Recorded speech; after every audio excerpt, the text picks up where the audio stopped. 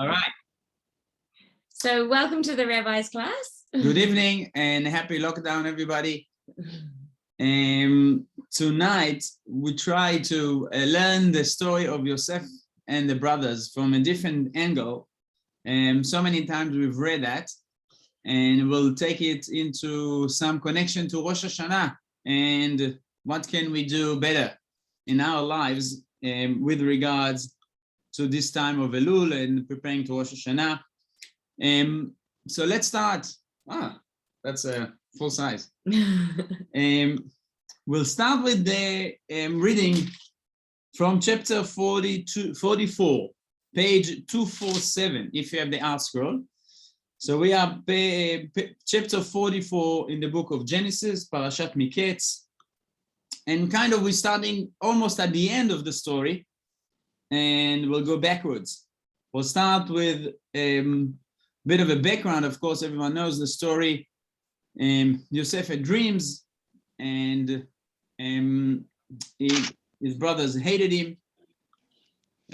Make a long story short, he ends up in Egypt and then become the vice to Pharaoh. And then suddenly there's a famine and his brother's coming down. They don't know him. Yosef is plotting everything in order to bring back Binyamin down to Egypt, which Yaakov didn't want in the beginning.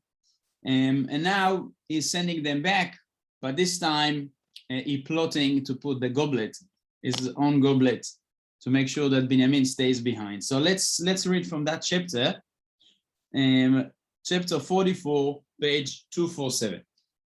Then he instructed the one in charge of his house, saying, "Fill the men's sacks with as much food as they can carry, and put each man's money in the mouth of his sack. And my goblet, the silver goblet, place in the mouth of the youngest one's sack, along with the money of his purchase." And he followed Joseph's word exactly. The day dawned and the men were sent off, they and their donkeys. They had left the city, had not gone far, when Joseph said to the one in charge of his house, "Get up, chase after the men. When you overtake them, you are to say to them, 'Why did you repay evil for good? Is this not the one from which my master drinks and with which he regularly divines? You have done evil in how you acted.' He overtook them and spoke those words to them, and he said to them, 'Why does my Lord say such things? It would be sacrilegious for your servants to do such a thing. Here, look, the money that we found in the mouth of our sacks we brought back to you from the land of Canaan. How then could we have stolen from your master's house any silver or gold? Anyone among your servants with whom it is found shall die, and we also will become slaves to my Lord.' He replied, 'What you say now is also correct. The one with whom it is found shall be my slave, but the rest of you shall be exonerated.' Hurriedly, each one lowered his sack to the ground, and each one opened his sack.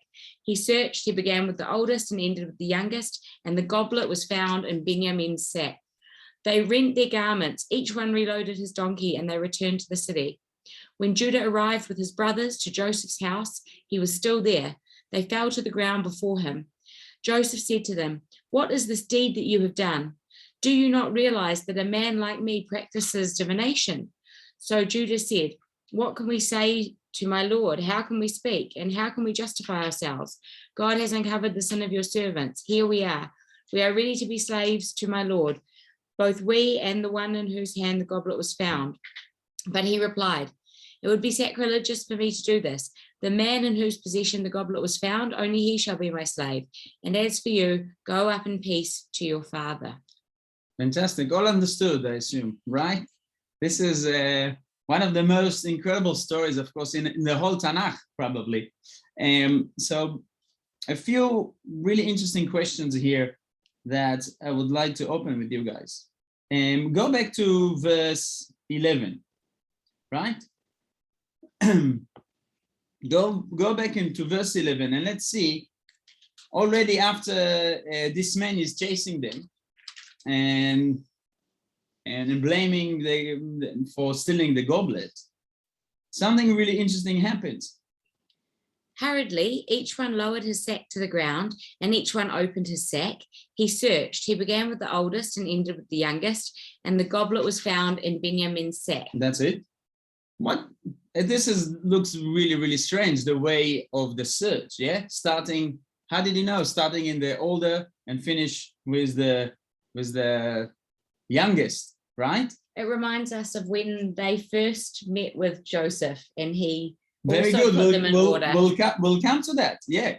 So how is that? I mean, it's not obvious that this is a plot, right? What's the idea of doing the search from the oldest to the youngest? Yeah, and Rashi says actually the opposite. Rashi says, "Bagadol echel," he started with the oldest. So they won't say, it's so obvious. If he would start, so to speak, with straight away with Binyamin, maybe that's even more obvious that the goblets, that it's been put there, right? And not accidentally, he just found out, right? So he started with the oldest one, but that's still difficult. How did he know to start with the oldest and finish with the youngest? It's so obvious, yeah?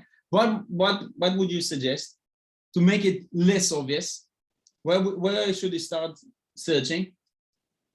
Randomly, right? Exactly, randomly. Maybe somewhere in the middle. They go to the middle one and go to the top one and then go to the last. I mean, make it less obvious that it's actually well known.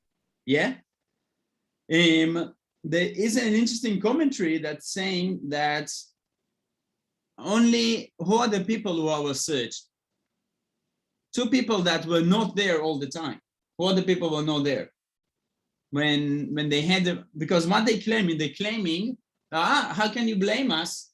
We already returned the money from before, and we'll come to the story with the money again because it's fascinating. But they're saying, we returned the money, how can you blame us, right? Already one time, Yosef put all the money there, right? And they came back with all the sacks and returned the money. Who were not there when they brought the money? Binyamin. Binyamin was the one, because he was first in Yaakov's house. Who is the other one? Shimon. Shimon was in captivity with Yosef. So according to this commentary, he searched Shimon and then searched Binyamin. He knew to exactly, but then also very, very obvious. But from the verse, it seems like he went one after the other, all the brothers, until he reached to Binyamin. Right. Let's see another question here. Look at verse 7. Let's see verse 7. And they said to him, "Why does my Lord say such things? It would be sacrilegious for your servants to do such a thing. Here, look, the money that we found in the mouth of our sacks we brought back to you from the land of Canaan. How then could we have stolen from your master's house any silver or gold? Yeah, next one. Anyone among your servants with whom it is found shall die, and we also will become slaves to my Lord." Okay, so they're already kind of saying what will be the punishment, right? They're saying if you find it in any one of your servants, he shall die. Yeah, and all the rest will be slaves. Correct? Mm-hmm. And what is the answer of this person? He replied, "What you say now is also correct. The one with whom it is found shall be my slave, but the rest of you shall be exonerated." How is that correct? He said the one who will be found will be dead, right? And then it's not correct. Do you see that?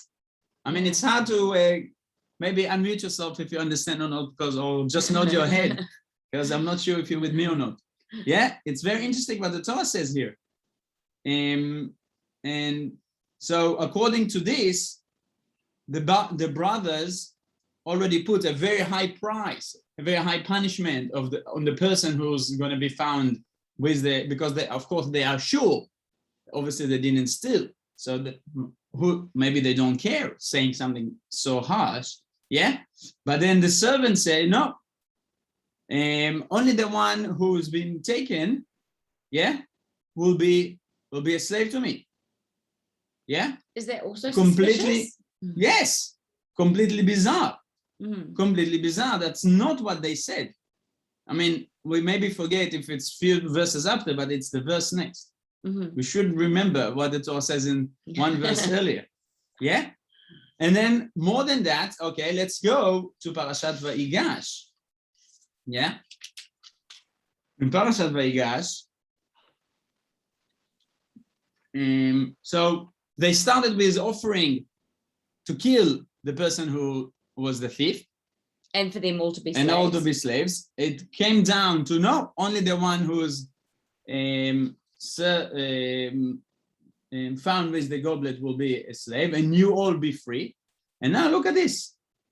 And when finally, Yehuda is coming before Yosef, doesn't know he's Yosef, he's giving a whole speech here, is and again changing the story. Let's see what's in here. So then page 251. Then Judah approached him and said, "If you please, my lord, may your servant speak a word in my lord's ears, and not let your anger flare up at your servant, for you are like Pharaoh. My lord has asked his servant, saying, have you a father or brother? And we said to my lord, we have an old father and a young child of his old age. His brother is dead. He is alone and left from his mother, and his father loves him. And then you said to your servants, bring him down to me, and I will set my eye on him. We said to my lord, the youth cannot leave his father, for should he leave his father, he will die. But you said to your servants, if the youngest brother does not come down with you." Yehuda is just repeating the entire story. Let's jump a little bit more. Yeah. From 27. 27. Then your servant, my father, said to us, you know that my wife bore me 2 sons. One has left me, and I presumed, alas, he has surely been torn to pieces, for I have not seen him since. So should you take this one too from my presence and disaster before him? Then you will have brought down my holiness in evil to the grave. Someone's the phone. Here we go. Yeah. Go on. And now, if I come to your servant, my father, and the youth is not with us, since his soul is so bound up with his soul, it will happen that when he sees the youth is missing, he will die. And your servants will have brought down the holiness of your servant, our father, in sorrow to the grave. That's the main part, number 32.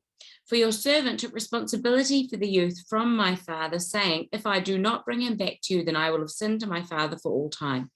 Now, therefore, please let your servant remain instead of the youth as a servant to my lord, and let the youth go up with his brothers. So from the offer of saying the one who's the thief will die and the rest will be servants, now we're coming down to just Yehuda saying, you know what? Not everybody will be servants, just me. I'll be a guarantor. I'll be a substitute to the boy who was been found with the goblet, so to speak. And that's it. And suddenly what happened? Look at the beginning of chapter 45. Now Joseph could not restrain himself in the presence of all who stood before him. So he called out, remove everyone from before me. Thus no one remained with him when Joseph made himself known to his brothers. So that's completely bizarre. When more than that, when the brothers offering to say, kill the person that he's a thief, is very dangerous. We saw that before in one of the parashot, when someone was blaming in a thief and he says, no, if he's the thief, he should die. Anyone remembers? We had that before. They took a big risk. With Rachel and the idols? Fantastic. Rachel and the idols, right? Yaakov. Lavan was chasing Yaakov, right? Because he found, after they left, he found that his precious idol was taken, and he blamed Yaakov, or someone in the family took it. And Yaakov says it's impossible that we'll take something like that. And if there's someone like that, he will die. And eventually what happened? Rachel actually died. Saying something like that, we saw have powerful consequences. Yeah, very, very dangerous to say something like that. And again, the brothers are so confident that nobody stole anything, and they're willing to say that. So we see in the beginning, there's one will die, or all of us will be a servant. No, the Egyptians says, no, only one servant. And then suddenly you're done changing everything and saying, I will be the servant, release Binyamin. Okay, let's see the story of the money before. I want to go with you through the story of the man before, wait a while until we get to the connection at the end to Rosh Hashannah. But this is fascinating to go through the story and perhaps understand it in more depth, because we're so used to this story every year. But actually, we're going into the details will give us a complete different Insight. Understanding. Yeah. So what is the purpose of Yosef putting the money back in those sacks? Yeah. So let's read this again. Let's go back. So the beginning of the saying parsha. the first time they come to visit. Even in the second time, let's see from that and we go to the first time. Mm-hmm. In the beginning, in page 247, beginning of chapter 44, Yosef is giving an order. Yeah? Deb, if you can please read. Sure. Then he instructed. Then he instructed the one in charge of his house, saying, fill the men's sacks with as much food as they can carry, and put each man's money in the mouth of his sack. And my goblet, the silver goblet, place in the mouth of the youngest one's sack, along with the money of his purchase. And he followed Yosef's word exactly. We can understand the idea of putting the goblet in the sack of Binyamin, correct? What is the purpose? For what purpose? To have an excuse? To have an excuse to keep Binyamin within. What is the purpose of having the money of each one back in those sacks? Yes? What is the purpose? To incriminate them? I guess that it already does that with the goblet, though.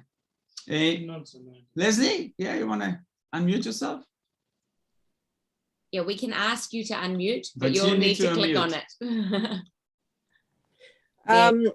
I think he was testing them to see if they had become more moral people than they were previously. So why do you have to put the money in their sacks? It's not enough to blame Binyamin and that's it.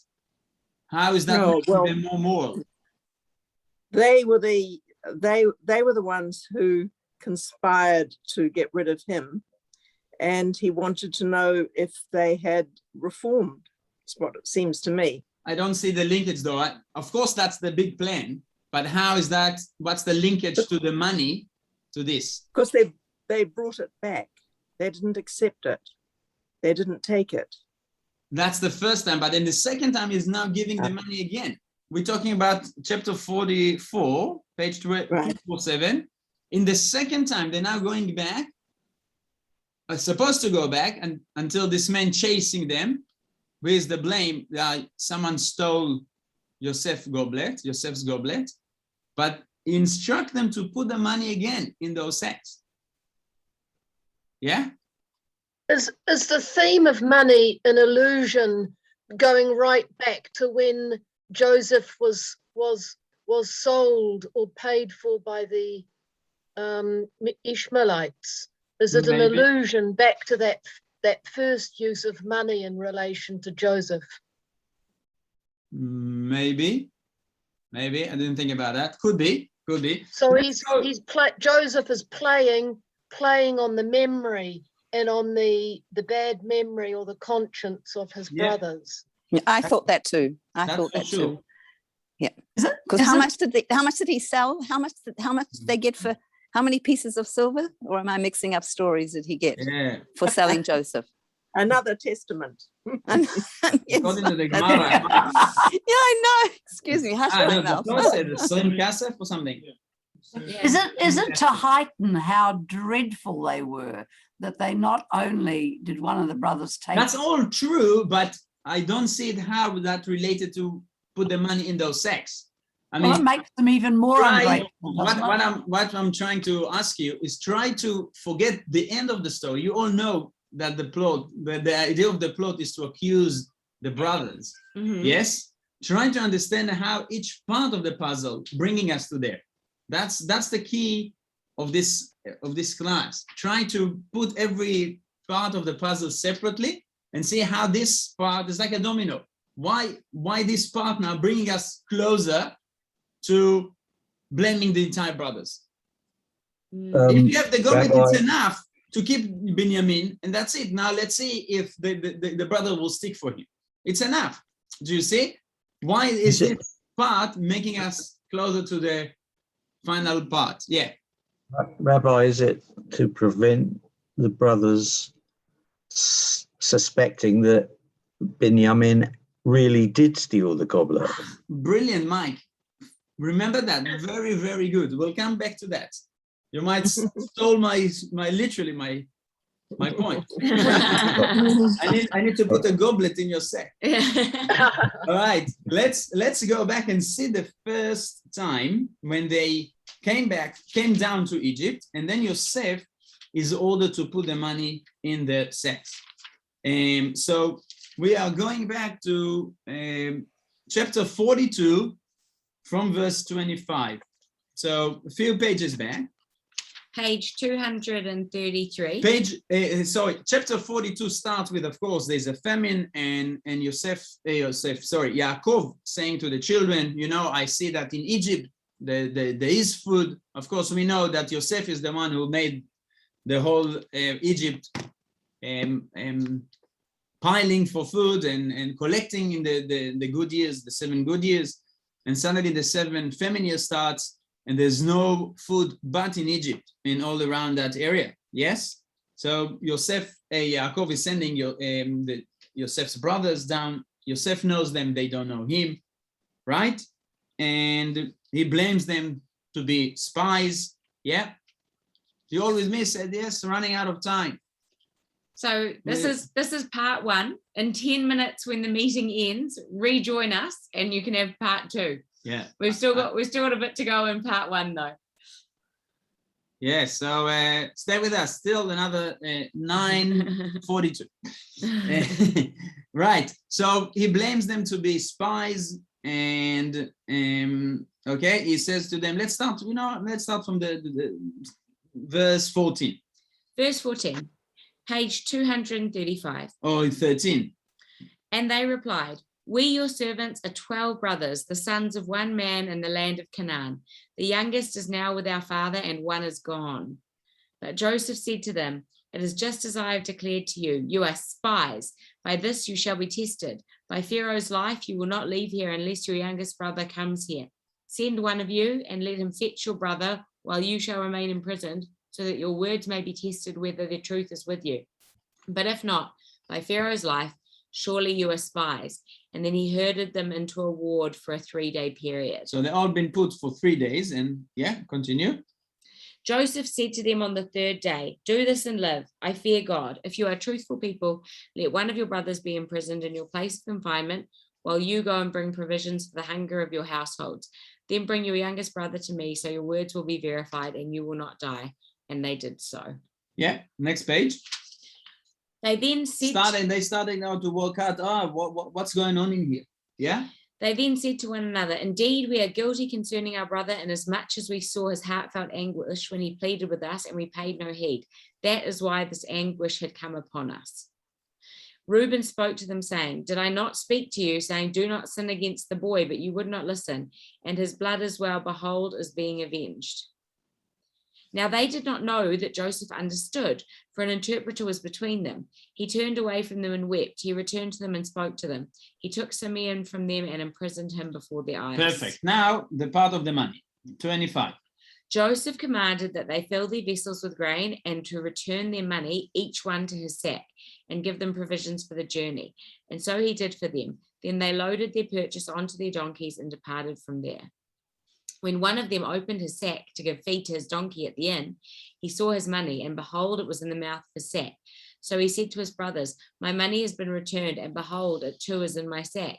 Their hearts sank, and they turned trembling to one another, saying, what is this that God has done to us? Why they were so in shock to find the money in the sack? It's only one sack by this point. Yes, we realize that. It's only one brother. Yeah. They don't know yet. We'll see in a moment. Okay, let's read more. 29. Then they came to Jacob their father in the land of Canaan and told him of all that had happened to them, saying, the man, the Lord of the land, spoke harshly to us and considered us as if we were spying out the land. But we said to him, we are truthful men. We have never been spies. We are 12 brothers, sons of our father. One is gone, and the youngest is now with our father in the land of Canaan. Then the man, the Lord of the land, said to us, by this I will ascertain whether you are truthful people. One of your brothers leave with me, and what is needed for the hunger of your households take and go. and bring your youngest brother to me so that I will know you are not spies, but truthful people. I will restore your brother to you and you will be free to circulate about the land. Then as they were emptying their sacks, behold, every man's bundle of Only money here, was in his they sack. realize all the rest also have the money. Yeah. In the beginning, in the hotel, Bamalon, only one brother realized the money is there. Now, suddenly they open their sacks. Everybody has the money. Interesting that they didn't check at the time. Yes, that's one of the questions. Yeah. Mm. Yeah. So, and then what? Then as they were emptying their sacks, behold, every man's bundle of money was in his sack. When they and their father saw their bundles of money, they were terrified. They were terrified. Okay, let's stop here and go back into the fact that the first one stopped in the hotel. Yeah. Oh, how did they call it? The inn. The inn. Yeah. 5-star hotel in the middle of the desert. And they found, and they opened it. Why he was so surprised? What did he think to find? Like maybe towels and shampoos. That's fine to find in the hotel to take, right? But not money to come back. What's the idea? Oh, he was so surprised. Yeah, and then they're all surprised. And by the way, the question, the first question that we asked before, the way this man searched them for the goblet from the beginning to the end, from the oldest to the youngest. What would be actually the easiest way to find the money or to find? Go straight to the source. No. Sorry? No. Tell them all, like what they do in the army. You know, when someone is really naughty in the army, what they tell them? Open all your kit bag, put all your belongings on the floor, spill it. That's fine, right? Instead, they actually search one by one. They could tell them, oh, everybody, open your suitcase, empty it on the floor, and let's see what's happening. And then you can see straight away what the goblet is. Yeah. Instead, they did it in such a methodical way. Yeah. Kind of very tricky way. What do you think the brother would think? Obviously, this is a plot. Yeah. If it was genuine search, that's what he would say. He would say, open everyone, empty your suitcase. I want to see what's in it. Does Yosef want them to know there's something fishy going on? That's exactly what we find out. Perhaps that's actually what's happening here. Yeah. There's a whole new take to the story, hopefully, after this. So now back to the first time. Perhaps one of the suggestion is why Yosef in the second time put the money in, before what Mike said, is that Yosef feels maybe bad and wants to pay back to his dad. Yeah, he doesn't want to have the money. Yes, he is very generous. He doesn't want the Egyptians to enjoy Yaakov's family's money. So he puts them in the sack and return it. What do you think about that idea? Is that possible? That he did it as a gift? He's frozen the whole time anyway. Is what? Obviously likes it, but he's frozen the whole time. Oh, so if he... So we've got excellent. In the background, you did Yaz saying, well, actually, he spoiled them the whole time. He fed them well. He gave them gifts. He treated them very well. Correct. If he want to give them a gift, he would say it's a gift. And now, look at this. What's happening in the first time? It's still maybe in the eyes of Yaakov possible that it's a mistake, that the money came in a mistake. Yosef knows that Yaakov would never accept the money if it wasn't a gift. If it's a mistake, Yaakov would return it. So that makes even the question why to put the money again in the sacks even harder, right? Yaakov, I remind you all, is a man of truth, right? He worked 20 years in the house of Lavan with 0 salary. Would he take a penny from the king of Egypt if it's not the way that it should come to him? Look what's happening back in page 239, back in page... before that, and we'll continue to chapter 43. Beginning of chapter 43. Mm-hmm. The famine was severe in the land. When they had finished eating the provisions which they had brought from Egypt, their father said to them, 1 minute and then we'll go continue. back and buy us some food. But Judah told him, saying, the man sternly warned us, saying, do not see my faces unless your brother is with you. If you are ready to send our brother with us, we will go down and buy you food. But if you do not send, we will not go down. For the man said to us, do not see my face unless your brother is with you. Okay, if you want to know what happens next, you will need to come back into the same class with the same link and the same password for part 2. Okay, so see you all shortly. soon.